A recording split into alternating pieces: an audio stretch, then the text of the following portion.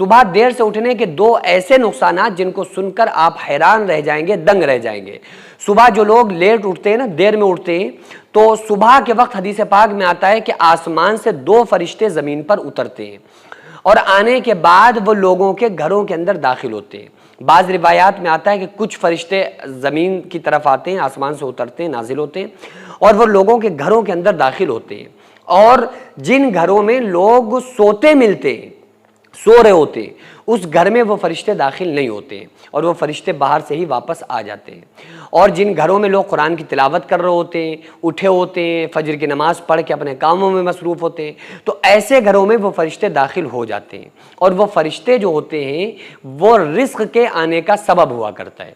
यानी वो नूरी फरिश्ते अल्लाह रब्बुल आलमीन की इजाज़त से, अल्लाह के हुक्म से घरों के अंदर दाखिल होते हैं। और जिन घरों में लोग इबादत में, ज़िक्र व अज़कार में मशगूल होते हैं, उनके घरों में जब वो फरिश्ते आते हैं तो उसके घर में बरकत आती है, रहमतों का नुज़ूल होता है और अल्लाह रब्बुल आलमीन का कुर्ब उन लोगों को हासिल होता है।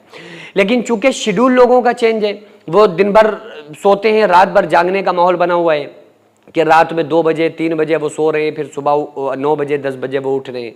तो ये जो शेड्यूल है ना, तो ये बिल्कुल कुरान के खिलाफ है। अल्लाह तबारक व तआला ने कुरान करीम में फरमाया वजअलना लैला लिबासा वजअलना नहारा माशा, कि अल्लाह ताला ने रात बनाई सोने के लिए, आराम के लिए, और दिन बनाया कमाई के लिए। हमने उल्टा किया हुआ है कि रात में हम मोबाइलों में रात भर गुजारते हैं और दिन जो होता है उसको सोकर गुजारते हैं। फिर कहते हैं तावीज़ बना दो, हमारे घर में बरकत नहीं हो रही है, हमारे कमाई से बरकत ख़त्म हो गई।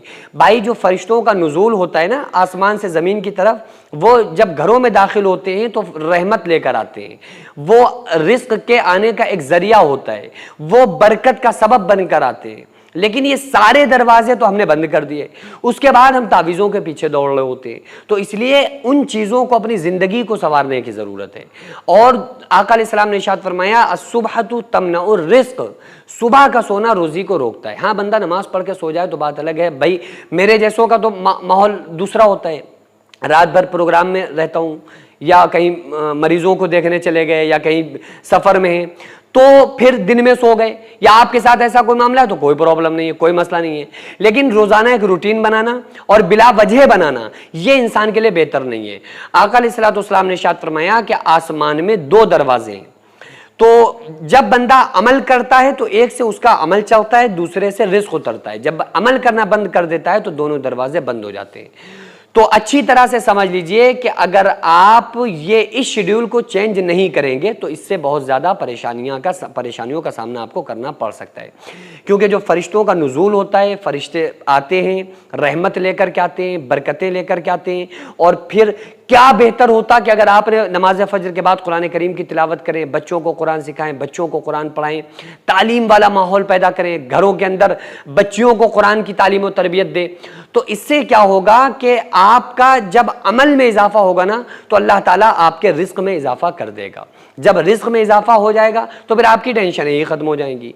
तो इसलिए हम बहुत ऐसे कुछ गुनाह कर बैठते हैं जिनका हमें अंदाज़ा ही नहीं होता है कि हमारे इस मामूली की वजह से, आपने कभी सोचा था कि सोने की वजह से हमारे यहाँ इतनी बड़ी मुसीबतों का सामना हमें करना पड़ सकता है? हाँ भाई, अगर आप रूटीन के खिलाफ कोई काम करते हैं तो उससे आपके ऊपर प्रॉब्लम आ सकती है। दूसरी परेशानी बॉडी के ऊपर, सेहत के ऊपर असर होता है, सेहत के ऊपर असर होगा। मेरी सेहत आप देख ले, बड़ा रूटीन ख़राब रहता है इसी सफ़र की वजह से, कि कभी कहीं हूँ तो कभी कहीं हूँ, कभी जलसे में हूँ, कभी प्रोग्राम में हूँ।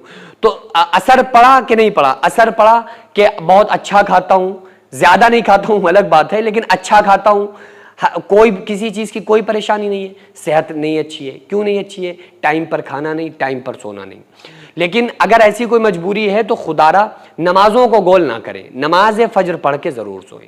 और उसके अलावा अगर ऐसी कोई परेशानी नहीं है, आप सो सकते हैं, तो फिर रातों में सोएं, सुबह उठें, नमाज फजर के बाद फिर आप लोग तिलावत ज़रूर करें।